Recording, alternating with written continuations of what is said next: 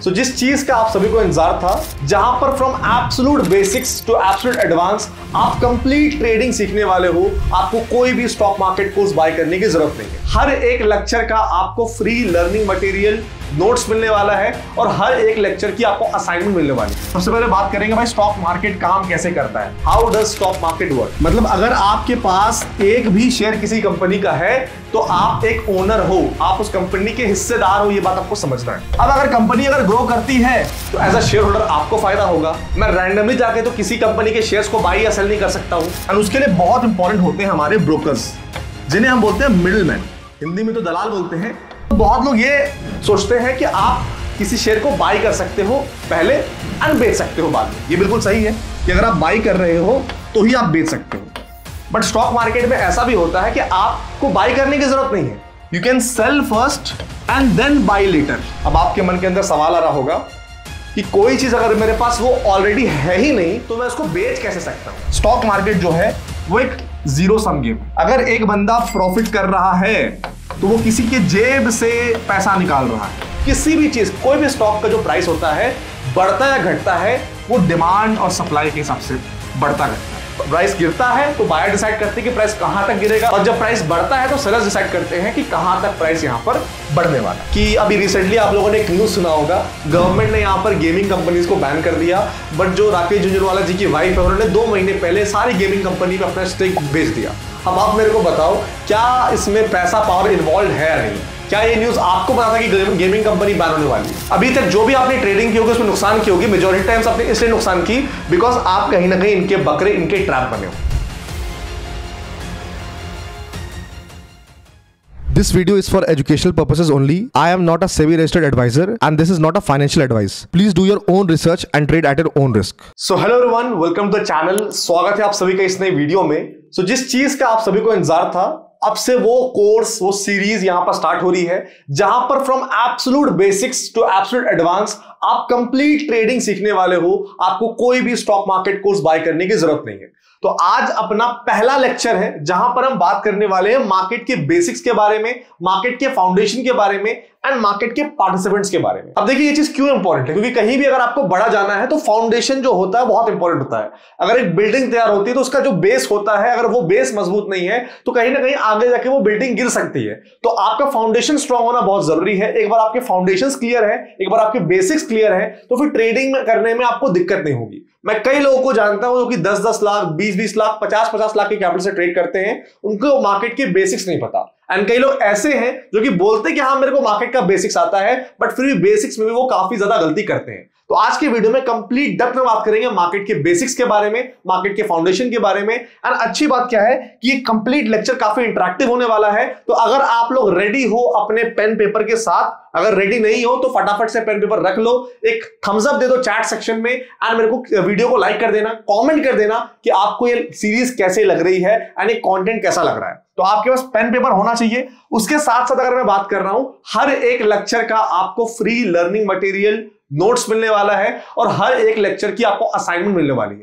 ये जो learning material है और ये जो असाइनमेंट है, अगर हर एक लेक्चर का आपने कंप्लीट करना शुरू कर दिया, टॉपिक्स अपने आप आपके क्लियर हो जाएंगे। जब टॉपिक्स अपने आप आपके क्लियर हो जाएंगे तो आपकी स्किल लेवल बढ़ने वाली है। तो अगर आपको फ्री लर्निंग मटेरियल चाहिए, फ्री नोट्स चाहिए इस कंप्लीट कोर्स का, इस कंप्लीट एपिसोड का, हर एक एपिसोड का लर्निंग मटेरियल आपको मिलेगा, उसके रिगार्डिंग आपको हर एक एपिसोड की असाइनमेंट मिलेगी। तो असाइनमेंट और लर्निंग मटेरियल के लिए आप हमारा फ्री टेलीग्राम चैनल ज्वाइन कर सकते हैं। लिंक आपको डिस्क्रिप्शन बॉक्स, कमेंट सेक्शन में मिलेगा, उसी लिंक के थ्रू ज्वाइन कीजिएगा क्योंकि हमारे नाम पे बहुत सारे फर्जी चैनल्स यहां पर हैं।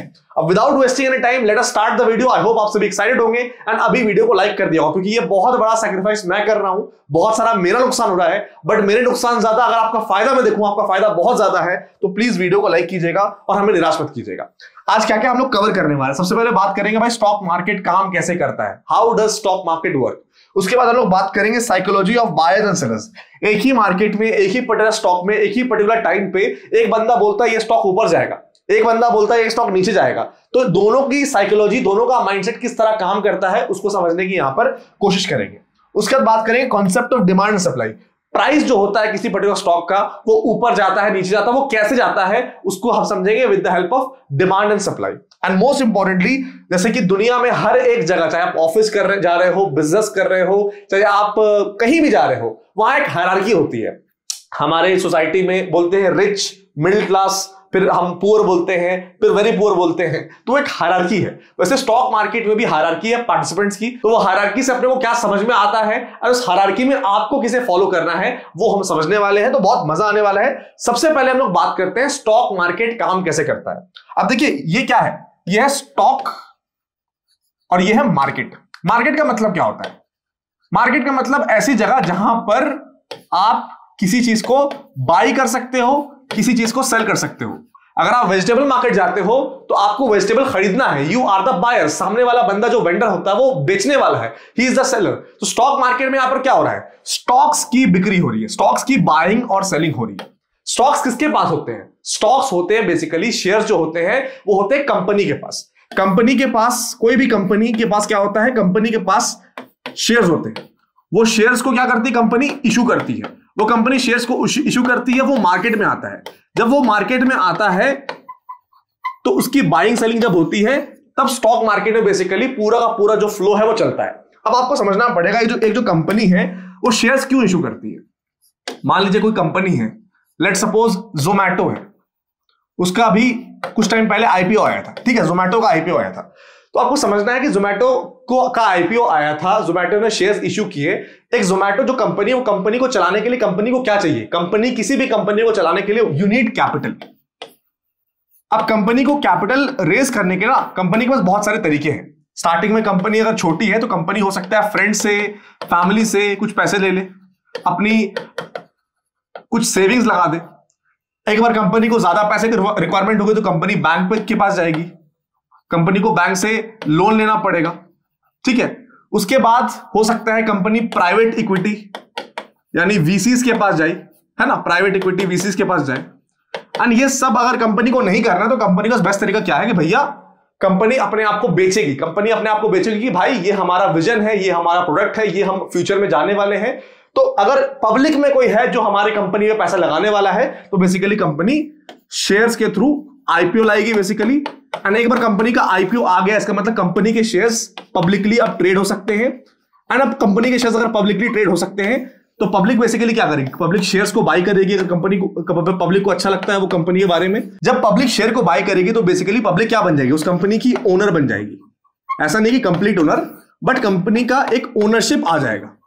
मतलब अगर आपके पास एक भी शेयर किसी कंपनी का है तो आप एक ओनर हो, आप उस कंपनी के हिस्सेदार हो। ये बात आपको समझना है। ठीक है, तो यहां पर आपको समझना है कि कंपनी को कैपिटल की रिक्वायरमेंट के चलते कंपनी के पास ये सारे मौके हैं, ये सारे अपॉर्चुनिटीज हैं कैपिटल इकट्ठा करने के लिए। फ्रेंड्स फैमिली से कैपिटल ले सकती है, बैंक से कैपिटल लेगी तो वही ना कहीं कंपनी को बैंक पैसा देगा और कंपनी को कहीं ना कहीं इंटरेस्ट देना पड़ेगा। प्राइवेट इक्विटी में बेसिकली क्या होता है कि अगर कंपनी का मान लीजिए आईपीओ नहीं आया है, कंपनी अभी पब्लिक मार्केट में नहीं आई है, तो यहां पर ये जो प्राइवेट इक्विटी फर्म्स होती हैं, वीसीज होते हैं, वो क्या करते हैं? वो कंपनी के शेयर्स ले लेते हैं एंड कंपनी को कैपिटल मिल जाता है। एंड कंपनी को जब लगता है कि भाई अब मुझे ज्यादा पैसे की रिक्वायरमेंट है तो वो कंपनी का आईपीओ लेके आते हैं एंड कंपनी की शेयर्स आ जाती है। अब जिसको लगता है उस कंपनी में दम है, वो कंपनी अच्छा करने वाली है, वो क्या करते हैं? वो बेसिकली कंपनी के शेयर्स को बाय करते हैं, वो कंपनी के बेसिकली ओनर बन जाते हैं। तो अब यहां पर एज अ पब्लिक आपका फायदा क्या है कि आपको कंपनी के शेयर्स मिल गए। एज अ कंपनी फायदा क्या है कि आपने जब कंपनी के शेयर्स को बाय किए तो कंपनी को क्या मिल गया? कंपनी को मिल गया कैपिटल। अब अगर कंपनी ग्रो करती है तो कंपनी के शेयर्स की वैल्यू ग्रो करेगी। जब कंपनी के शेयर्स की वैल्यू ग्रो करेगी तो एज अ शेयर होल्डर आपको फायदा होगा। तो इसी तरह से पूरा का पूरा ये इकोसिस्टम काम करता है। तो स्टॉक मार्केट की अगर मैं बात करता हूं तो स्टॉक मार्केट में सबसे पहले कौन होता है? सबसे पहले होते हैं बायर एंड सेलर। ये वो लोग होते हैं जिनको किसी पर्टिकुलर स्टॉक को बेचना और खरीदना है। बट आप मेरे को बताओ, मैं रैंडमली जाके तो किसी कंपनी के शेयर्स को बाई या सेल नहीं कर सकता हूं। या मान लीजिए मेरे को कोई कंपनी पसंद है तो मैं उस कंपनी के शहर में जाऊं, मैं उस कंपनी के ऑफिस में जाऊं, फिर बोलूं आप मेरे को अपने शेयर्स दे दो, मैं आपको पैसे दे रहा हूं। वैसा नहीं चलता है। तो इसीलिए एक अपना स्टॉक मार्केट एक ऑर्गेनाइज प्लेटफॉर्म रहता है जहां पर ये सारा का सारा ट्रांजैक्शन होता है। और उसके लिए बहुत इंपॉर्टेंट होते हैं हमारे ब्रोकर्स, जिन्हें हम बोलते हैं मिडिलमैन। हिंदी में तो दलाल बोलते हैं, बट हम जिन्हें बोलते हैं मिडिलमैन। ये क्या करते हैं? ये कनेक्ट कराते हैं बायर्स और सेलर्स को। ये बायर्स और सेलर्स को कनेक्ट कराते हैं जिसके थ्रू ट्रांजैक्शन होती है। जब ट्रांजैक्शन होती है, यानी कि ट्रांजैक्शन मतलब क्या? जिसको शेयर बाय करना है उसको शेयर मिल जाए, जिसको शेयर सेल करना है उसको कैपिटल मिल जाए। Share sell basically majority times company करती है, बट एक बार अगर आप शेयर होल्डर बन गए तो आप भी उस शेयर को बाय सेल करके उसकी ट्रेडिंग कर सकते हो। आपने मान लीजिए किसी शेयर को 100 रुपए में बाय किया, उसको 120 में बेचा, तो आपने 20 रुपए का मुनाफा कमाया, ठीक है। तो आप शेयर को बाय सेल भी कर सकते हो। तो स्टॉक मार्केट कहीं ना कहीं इस तरह से काम करता है। आई होप आपको क्लैरिटी मिल गई होगी।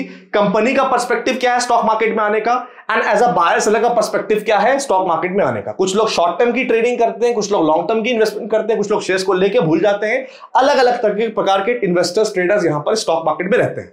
अब ट्रेडर्स का क्या इंपॉर्टेंस है स्टॉक मार्केट में? ट्रेडर्स का बहुत इंपॉर्टेंट है स्टॉक मार्केट में। सबसे इंपॉर्टेंट क्या है? ट्रेडर्स जो है वो बेसिकली लिक्विडिटी प्रोवाइड करते हैं, लिक्विडिटी मार्केट को देते हैं। लिक्विडिटी का मतलब क्या होता है? मान लीजिए अगर आपको कोई शेयर 100 रुपए में बाई करना है, ठीक है, अगर आपको कोई शेयर 100 रुपए में बाई करना है तो आपके मन करेगा बाई करने का, ऐसा नहीं चलता है। सामने कोई ना कोई बेचने वाला होना चाहिए। सामने कोई 100 रुपीज, 100.5 रुपीज, 101 रुपए, इस पे कोई ना कोई सेल करने वाला होना चाहिए। अगर सामने कोई बंदा बेचने वाला ही नहीं होगा तो आप खरीद नहीं पाओगे शेयर्स को। तो जो कहीं ना कहीं इसे हम बोलते हैं लिक्विडिटी। तो कहीं ना कहीं जो मार्केट को फंक्शन करने की लिक्विडिटी चाहिए होती है वो बेसिकली ट्रेडर्स प्रोवाइड करते हैं। कोई अगर किसी ने 100 पे बाय किया, 102 पे बेचा, 102 पे बेचा, 100 पे बाय किया, तो बेसिकली इससे क्या होता है? इससे वॉल्यूम जनरेट होता है, लिक्विडिटी जनरेट होती है। इससे अगर मान लो आप एक इन्वेस्टर हो जहां पर आपने किसी कंपनी के शेयर्स को 4 साल, 5 साल, 10 साल होल्ड किया है, तो आपको बेचने में दिक्कत नहीं होगी क्योंकि आपको लिक्विडिटी यहां पर ट्रेडर्स प्रोवाइड करते हैं। तो स्टॉक मार्केट किस तरह काम करता है ये हमने यहां पर समझ में आ गया। अगर आपको ये टॉपिक समझ में आया, कमेंट सेक्शन में मेरे को बताइएगा। कुछ डाउट है इस टॉपिक के रिगार्डिंग तो भी कमेंट सेक्शन में बताइएगा। वीडियो को लाइक करते चलिएगा, चैनल को सब्सक्राइब करते चलिएगा, ताकि फ्यूचर में आपके जो लेक्चर्स है वो आपको मिले। एंड एक बात और है, ये कंप्लीट जो सीरीज है इसका प्लेलिस्ट का लिंक आपको डिस्क्रिप्शन बॉक्स में मिलेगा। जितने भी एपिसोड्स आते जाएंगे सब आपको वहां पर अपडेट मिलते जाएंगे। तो अगर आप काफी टाइम बाद इस सीरीज को फॉलो कर रहे हो तो जो भी लेक्चर्स है वो आपको प्लेलिस्ट में यहां पर नजर आने वाले हैं। अब बात करते हैं psychology of buyers and sellers.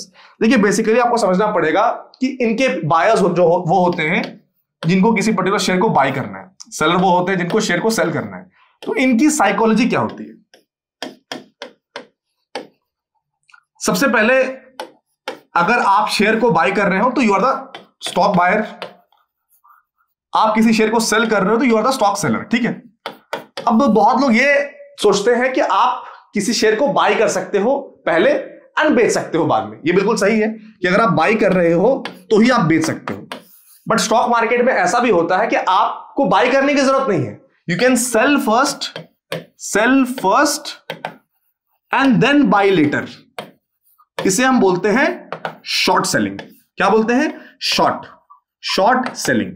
देखिए एक बात याद रखिएगा, शॉर्ट जो वर्ड होता है ना ये सेलिंग के लिए यूज होता है शॉर्ट, और लॉन्ग जो वर्ड होता है ये बाइंग के लिए यूज होता है। तो इस सीरीज के, इस कोर्स के फ्यूचर में अगर मैं लॉन्ग या शॉर्ट की बात कर रहा हूं तो कंफ्यूजन नहीं होना चाहिए। लॉन्ग मतलब हम बाइंग की बात कर रहे हैं, शॉर्ट मतलब हम सेलिंग की बात कर रहे हैं। तो अगर आप शेयर पहले से बेचो और उसके बाद खरीदो उसे हम बोलते हैं शॉर्ट सेलिंग। अब आपके मन के अंदर सवाल आ रहा होगा कि कोई चीज अगर मेरे पास वो ऑलरेडी है ही नहीं तो मैं उसको बेच कैसे सकता हूं? तो देखिए बेसिकली आप जो भी ट्रांजैक्शन करते हो वो करते हो ब्रोकर के थ्रू, ठीक है।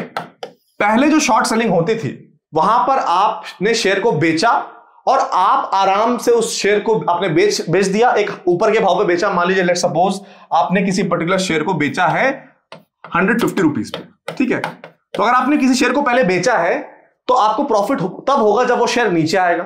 अगर वो शेयर 150 के नीचे मान लीजिए 120, 100 इस एरिया पे आएगा तब आपको प्रॉफिट होगा, तब आपको मुनाफा होगा। ये तो बहुत सिंपल सी बात है। तो पहले के जमाने में क्या था, 1990s, 1995 हर्षद मेहता के टाइम पे, उस टाइम पे जमाना ये था कि आपने किसी शेयर को बेचा तो आप उसको होल्ड कर सकते थे, एंड जब वो गिर रहा है, जब आपको बेचने का, जब आपको एग्जिट करने का मन हो, जब आपको बाय करने का मन हो तो आप अपना प्रॉफिट लॉक करके बाय कर सकते थे। एंड बहुत सारा जो फैसिलिटी है वो आपका ब्रोकर आपको देता था। अब ये सेम फैसिलिटी ब्रोकर आपको देता है, बट आज के जमाने में रूल्स में आप अगर शॉर्ट सेलिंग कर रहे हो तो आप इंट्राडे के लिए कर सकते हो, आप उसको कैरी नहीं कर सकते हो। इंट्राडे का मतलब क्या होता है कि same day entry same day exit. हमारी मार्केट कब खुलती है? हमारी मार्केट खुलती है 9:15 पे और अभी हमारी मार्केट बंद होती है 3:30 पे। तो अगर आपको शॉर्ट सेलिंग करना, बिल्कुल आप शॉर्ट सेलिंग कर सकते हो, बट आपका जो ट्रांजैक्शन है वो इस टाइम पीरियड पे कंप्लीट हो जाना चाहिए।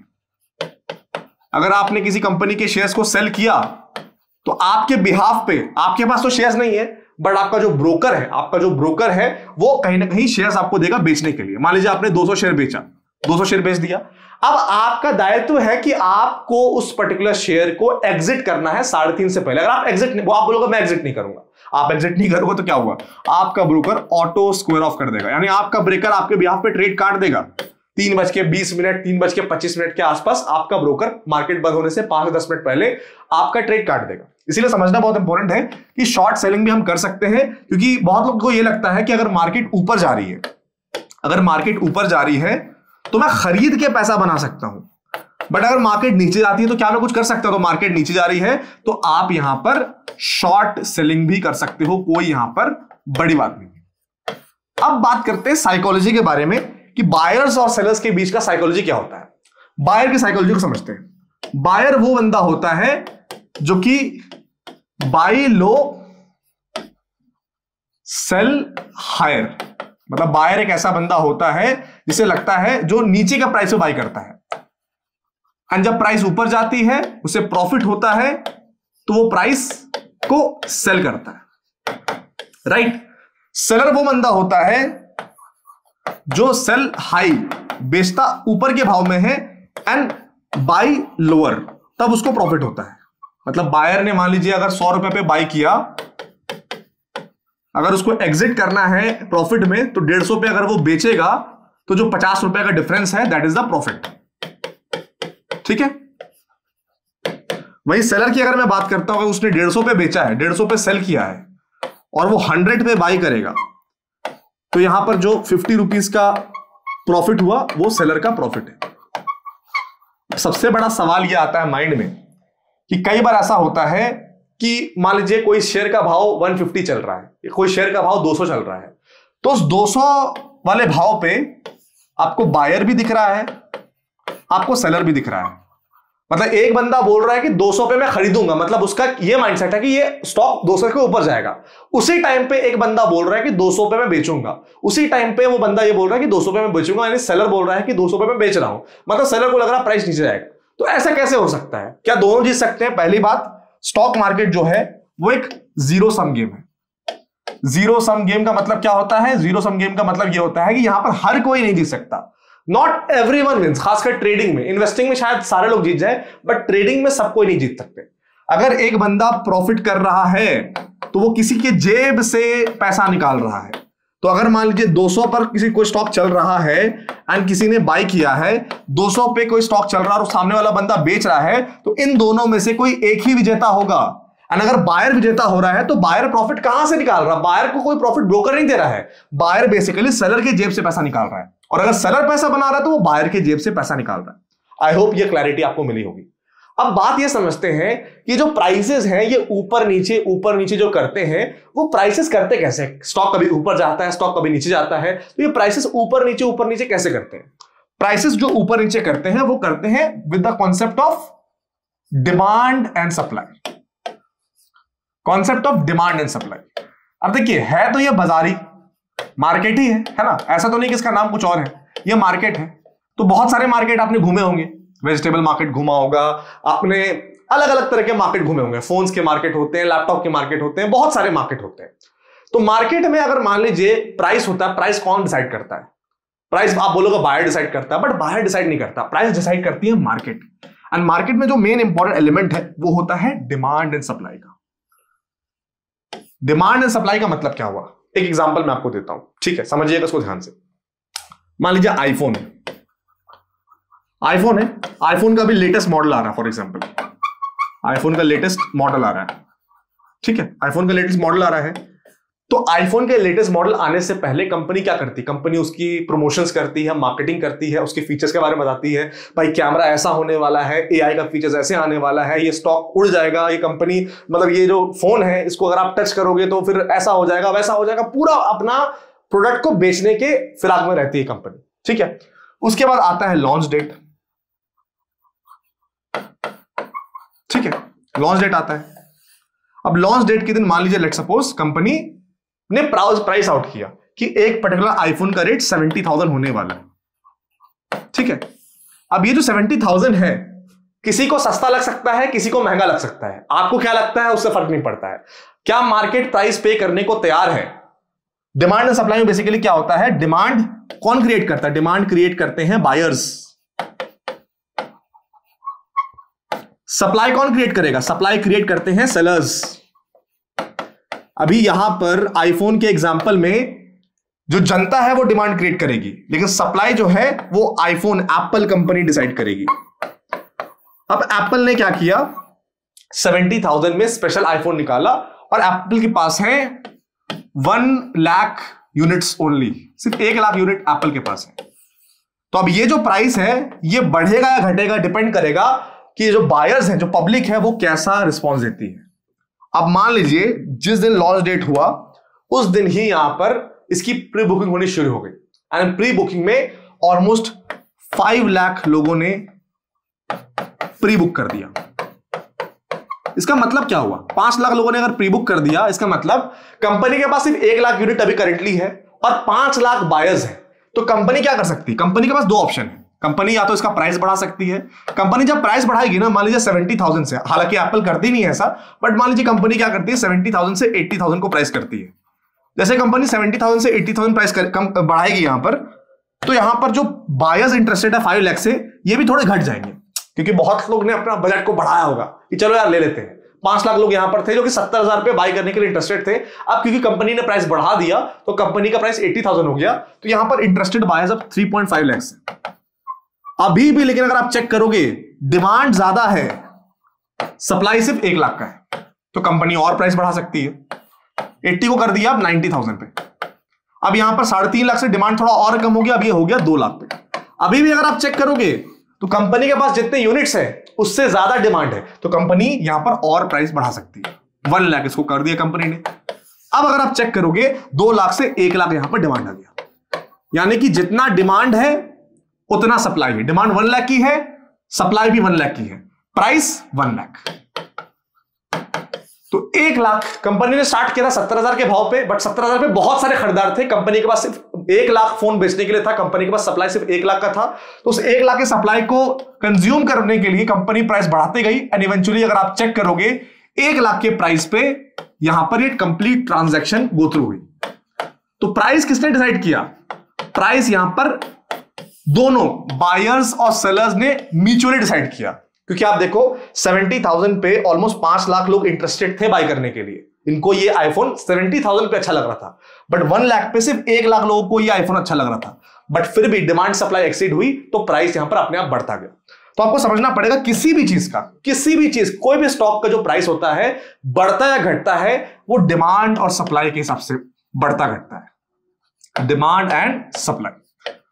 अगर समझ में आ रहा है, मजा आ रहा है, तो चैट सेक्शन में बताना, वीडियो को भी लाइक करना एंड कमेंट छोड़कर जाना। हर एक इंसान की रिस्पॉन्सिबिलिटी है कि वो लोग आए तो अपना अटेंडेंस दें, कमेंट करके जाएं, ताकि मेरे को भी अच्छा लगे। जितना आप लोग कमेंट करोगे उतना मेरे को यहां पर अच्छा फील होगा। तो एक इंटरेस्टिंग चीज मैं आपको बताता हूं, किसी भी स्टॉक का अगर प्राइस को बढ़ना है तो उस टाइम पे डिमांड ज्यादा होगा एंड सप्लाई कम होगा।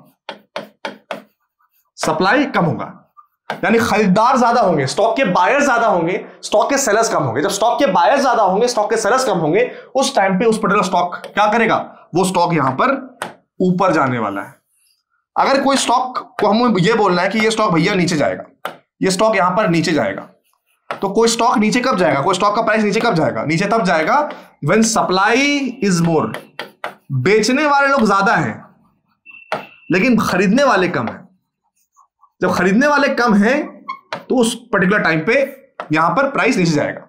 तो जब प्राइस ऊपर जाता है तो कौन डिसाइड करता है कि प्राइस कितना ऊपर जाएगा? हमेशा सेलर्स डिसाइड करते हैं। याद रखिएगा, जब प्राइस को ऊपर जाना है तो हमेशा सेलर्स डिसाइड करते हैं कि प्राइस कितना ऊपर जाएगा, क्योंकि लिमिट इनके पास है। और जब प्राइस को नीचे जाना है तो कौन डिसाइड करता है कि प्राइस कितना नीचे जाएगा? ये डिसाइड करते हैं बायर्स, क्योंकि बेचने वाले तो बहुत हैं, खरीदने वाले कम हैं। तो भाई जिसको खरीदना है तो वो अपने दाम पे, डिस्काउंट पे, अपने हिसाब से डिसाइड करेगा कि कौन सा प्राइस मेरे लिए सही जिस पे मैं बाय करूंगा। तो जब प्राइस गिरता है तो बायर डिसाइड करते हैं कि प्राइस कहां तक गिरेगा, और जब प्राइस बढ़ता है तो सेलर्स डिसाइड करते हैं कि कहां तक प्राइस यहां पर बढ़ने वाला है। आई होप ये कंसेप्ट पूरी तरह से आपको क्लियर हो गया होगा। तो अभी तक हमने क्या क्या डिस्कस किया? अभी तक हमने डिस्कस किया स्टॉक मार्केट कैसे काम करता है, कंपनी का, एक ब्रोकर का क्या रोल होता है, स्टॉक प्राइसेस किस तरह ऊपर नीचे जाते हैं, बायर्स और सेलर्स के बीच की साइकोलॉजी क्या होती है। अब लास्ट टॉपिक अपना है वो है हायरार्की। ये बहुत इंपॉर्टेंट है, इसको ध्यान से सुनिएगा। Hierarchy in stock market. अब देखिए हमारे सोसाइटी में ना हर जगह हायरार्की। अगर आप मान लीजिए जॉब करते हो, ठीक है, लेट सपोज आपका एक रोल है जहां पर आप एक फ्रेशर हो। फ्रेशर के बाद फिर आपकी प्रमोशन होती है, हो सकता है आप असिस्टेंट रोल में जाओगे, हो सकता है उसके बाद फिर आप मैनेजर रोल में जाओगे, है ना, हो सकता है फिर उसके बाद आप सीनियर मैनेजर में जाओगे, है ना, हो सकता है उसके बाद आप वाइस प्रेसिडेंट में जाओगे, उसके बाद आप प्रेसिडेंट में जाओगे, एंड क्या पता यहां पर आप रिटायर कर जाओ। मतलब बेसिकली एक कंपनी में ये हायरार्की होती है, ठीक है, फ्रेशर से assistant manager, senior manager, vice president, president, ये हायरार्की होती है।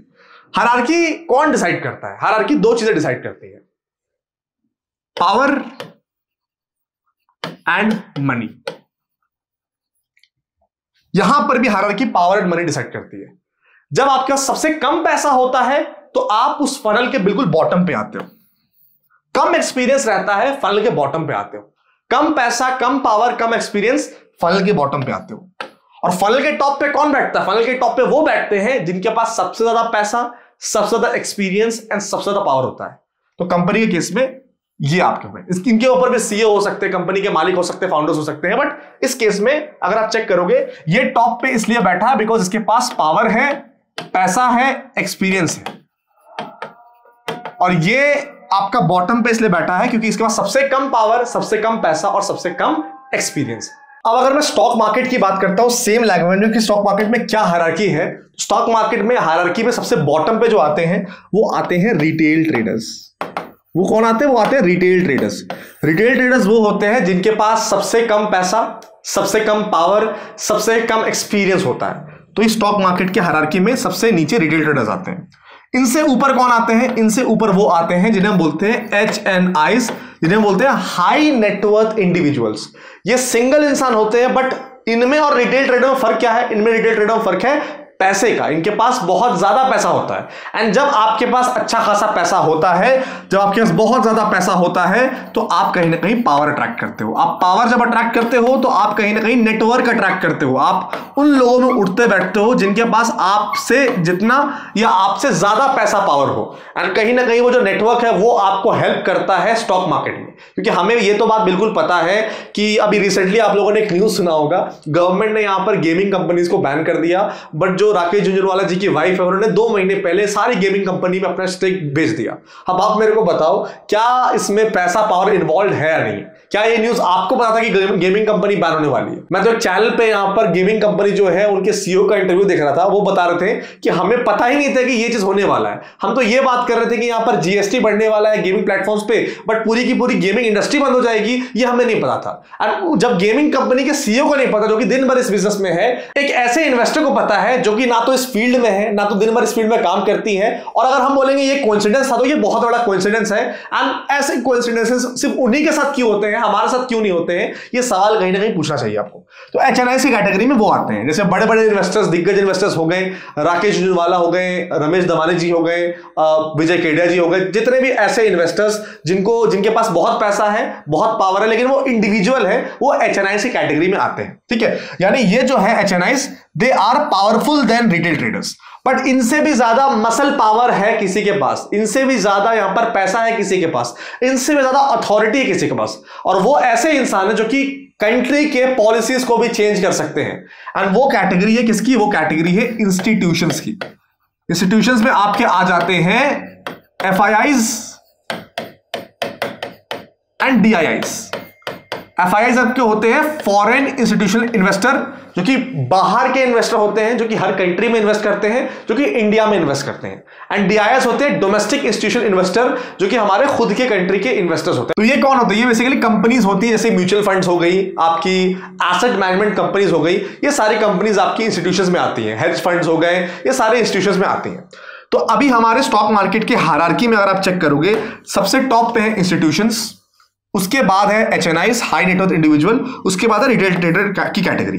और इन तीनों को सबसे ज्यादा डिफरेंशिएट क्या करता है? पैसा, power, network and the ability to influence policies. इंसान क्यों बोलता है कि भाई मेरे को पॉलिटिशियन बनना है? हालांकि हमारे इंडिया में बात अलग है कि 90% पॉलिटिशियन इसलिए बनते हैं क्योंकि उनको अपना पेट भरना होता है। बट अगर कोई ऑनेस्ट पॉलिटिशियन इस फील्ड में आना चाहता है तो उसका एक मेन मोटिव होता है भाई कि जब मैं एक पॉलिटिशियन बनूंगा तो मेरे को पावर मिलेगी, जब मेरे को पावर मिलेगी तो मैं पॉलिसी में चेंज, सिस्टम में चेंज लेके आ सकता हूं। एंड इंस्टीट्यूशंस में कुछ ऐसे लोग ऐसे भी होते हैं इन्फ्लुएंशियल, जो कि पॉलिसीज में चेंज लेके आते हैं, जिनसे उनका फायदा होता है, उनके इन्वेस्टमेंट्स का फायदा होता है। तो आप मेरे को बताओ, हम एज अ रिटेल ट्रेडर, जहां पर हमारे पास बहुत ही लिमिटेड कैपिटल है, जहां पर हमारे पास बहुत ही लिमिटेड रिसोर्सेज है, जहां पर हमारे पास सब कुछ बहुत लिमिटेड है, हम अगर इनसे कंपीट करेंगे जिनके पास हमसे बहुत ज्यादा पैसा है, हमसे बहुत ज्यादा पावर है, ये सारी चीजें हमसे पहले जान लेते हैं। जो न्यूज हमें लगता है ना कि यार ये ब्रेकिंग न्यूज है, हम तक पहले पहुंच रहा है, we are the last person to hear that news. आपको समझना पड़ेगा, अगर कोई न्यूज आती है कि इस कंपनी में रेड पड़ गया, तो वो न्यूज कई लोगों के थ्रू गुजर के आती है, वो इन्हीं लोगों के थ्रू गुजर के आती है, वो इन्हीं लोगों के थ्रू गुजर के आती है। जब इनको हमसे पहले वो न्यूज के बारे में पता रहता है तो ये पहले से पोजीशन बनाते हैं, ये पहले से पोजीशन बनाते हैं, तो उनको पहले से फायदा होता है। एंड हमें क्या लगता है, कोई अगर न्यूज आई है, मान लीजिए वो न्यूज पॉजिटिव आई है, नेगेटिव आई है, तो उस न्यूज को देख के बहुत एक्साइटेड होकर हम पोजीशन बनाते हैं। वो न्यूज ऐसी तरह प्लांट की जाती है ताकि आप रिएक्ट करो, वो न्यूज प्लांट ही इस तरह की जाती है कि आप रिएक्ट करो। आपसे जो बड़े प्लेयर्स को करवाना वो करवाते हैं, इवेंचुअली आप शिकार बनते हो, आप हमेशा इनके बकरे बनते हो, हमेशा इनके ट्रैप बनते हो। अभी तक जो भी आपने ट्रेडिंग की होगी उसमें नुकसान की होगी, मेजॉरिटी टाइम्स आपने इसलिए नुकसान की बिकॉज आप कहीं ना कहीं इनके बकरे, इनके ट्रैप बने हो। तो हम इनसे कंपीट नहीं कर सकते क्योंकि इनके पास बहुत पैसा, बहुत पावर है, इनके पास वो रिसोर्सेज है, वो नेटवर्क और नेटवर्थ है, जो कि हम इनसे कंपीट नहीं कर सकते। तो सरवाइव कैसे करेंगे? सरवाइव होने के लिए हमें होना पड़ेगा स्ट्रीट स्मार्ट। सरवाइव होने के लिए हमें होना पड़ेगा स्ट्रीट स्मार्ट। देखिए, ऐसा नहीं कि आज के टाइम पे 2025-26 में हमारे पास रिसोर्सेज नहीं है, हमारे पास बिल्कुल रिसोर्सेज है। बात यह है कि इसका सही से यूटिलाइजेशन कैसे करना है वो हमें नहीं आता। अगर आपको नहीं आता कोई बात नहीं, ये कंप्लीट कोर्स आप देखेंगे, सब कुछ सीखने वाले हैं। जो भी ट्रेडिंग जिसने मेरे को प्रॉफिटेबल ट्रेडर बनाया, स्क्रीन पर आपको मेरा वेरीफाइड पेन दिख जाएगा, मैं कंसिस्टेंटली प्रॉफिटेबल हूं, वो सब कुछ मैं आपको सिखाने वाला हूं फॉर एब्सोल्युटली फ्री। बस आपके अंदर क्या होना चाहिए? आपके अंदर लगन होनी चाहिए सीखने की, आपके अंदर डेडिकेशन होना चाहिए। जो लर्निंग मटेरियल आपको टेलीग्राम चैनल पर मिलेगा उसको आप देखो, जो असाइनमेंट मिलेगा उसको आप करो। अगर आप ये सारे काम करोगे तभी आप ट्रेडर बनोगे। अगर आपको लगता है कि आप सो जाओगे यहां पर और अपने आप मार्केट से पैसा बनना शुरू हो जाएगा, या फिर आप ट्रेडिंग करते रहोगे रैंडमली एंड अचानक से वो दिन आएगा जहां पर आपका पैसा बन जाएगा, तो ऐसा दिन नहीं आने वाला है। आपका बैंक अकाउंट साफ हो जाएगा, आपका कॉन्फिडेंस टूट जाएगा एंड इवेंचुअली आप मार्केट से फेंके जाओगे। लेकिन if you want to become a profitable trader, आपको मेहनत, वो रगड़ना, आपको वो घिसना पड़ेगा, तभी जाकर आप कहीं ना कहीं अच्छा करोगे, राइट? तो हमारे पास भी रिसोर्सेस है जिसका यूटिलाइजेशन हम कर सकते हैं। एंड उसमें सबसे पहले आपको समझना पड़ेगा कि सबसे पहले आपको माइंडसेट शिफ्ट करना पड़ेगा। माइंडसेट शिफ्ट क्या है? माइंडसेट शिफ्ट ये है कि हमें कभी भी न्यूज पे ट्रेड नहीं करना है। हम कभी न्यूज पे ट्रेड नहीं करेंगे क्योंकि जो न्यूज आती है हमारे पास वो कई लोगों से गुजर के आती है। एंड अगर वो न्यूज इन लोगों से गुजर के आएगी जो कि अपने हायरार्की पे बिल्कुल टॉप पे बैठे हैं, तो उनसे हम कंपीट नहीं कर सकते। ठीक है, इनसे कंपीट नहीं करेंगे तो क्या करेंगे? इनसे अगर हम कंपीट नहीं कर सकते हैं तो इनसे हमें कोलैबोरेट करना पड़ेगा। ये जहां बाई कर रहे हैं, जहां सेल कर रहे हैं, उन्हें हमें उन जोन्स को ट्रेड करना पड़ेगा और उनको समझना पड़ेगा कि इनकी मानसिकता, इनकी साइकोलॉजी क्या है। अब इनकी मानसिकता और इनकी साइकोलॉजी को हम लोग आने वाले सीरीज के वीडियोस में सीखने वाले हैं। आज के वीडियो में हमने ये सारे टॉपिक्स यहां पर कवर किए, जहां पर हमने क्या क्या डिस्कस किया कि भाई स्टॉक मार्केट काम कैसे करता है, बायर सेलर्स की साइकोलॉजी क्या होती है, डिमांड सप्लाई कैसे मार्केट में काम करता है, कैसे प्राइस ऊपर जाता है, कैसे प्राइस नीचे जाता है, कौन डिसाइड करता है, किसके पास वो चाबी रहती है, and most importantly stock market की हायरार्की के बारे में बात करें। अगले वीडियो में हम लोग और यहां पर डिस्कशन करने वाले हैं टेक्निकल एनालिसिस के बारे में। आज के टाइम पे क्या 2025-26 में टेक्निकल एनालिसिस आपको करना चाहिए तो क्या करना चाहिए, ट्रेंड्स को कैसे आइडेंटिफाई करने हैं, ट्रेंड लाइंस कैसे बनाने हैं, बिल्कुल बेसिक से। जैसे मैंने बताया कि अगर एक 15 साल का बच्चा ये 20 साल बाद भी वीडियो देखेगा तो उसको बिल्कुल क्रिस्टल क्लियर होगा कि हाँ भाई, मैक भाई ने जो बताया है वो सब कुछ बिल्कुल क्लियर है एंड हम अब एक प्रॉफिटेबल ट्रेडर की जर्नी पे आ सकते हैं। एंड जैसा मैंने बताया कि इस कंप्लीट सीरीज की वीडियोस आपको प्लेलिस्ट पर मिलते जाएंगी, तो प्लेलिस्ट का लिंक डिस्क्रिप्शन बॉक्स में है। अगर आप वीडियो को बहुत टाइम बाद देख रहे हो तो प्लेलिस्ट को फॉलो कीजिएगा, वहां पर बहुत अच्छे से हमने वीडियोस को एक सरिया दिया है, एक प्लेस कर दिया है तरीके से, ताकि आपको कोई दिक्कत ना हो। अपना सुझाव अपने कमेंट सेक्शन में जरूर दीजिएगा। एक बहुत बड़ी पहल हमने की है एंड होपफुली मुझे ऐसा उम्मीद है कि इस पहल को देख के कुछ और भी अच्छे लोग इस मूवमेंट का हिस्सा बने, लोगों को एजुकेट करें। आपका फायदा होना चाहिए क्योंकि लोगों ने बहुत पैसा बनाया है आपके थ्रू, तो कहीं ना कहीं एक मेरा ग्रैटिट्यूड भी है आपकी तरफ कि आप लोग इतना प्यार करते हो, तो आपके लिए इतना जरूर कर सकते हैं जिससे सच में बहुत लोगों के लाइफ में एक रियल वैल्यू है। मैं मिलता हूं आपसे नेक्स्ट वीडियो में। टिल देन वीडियो को लाइक कीजिएगा। Stay safe, have a good day, love you all.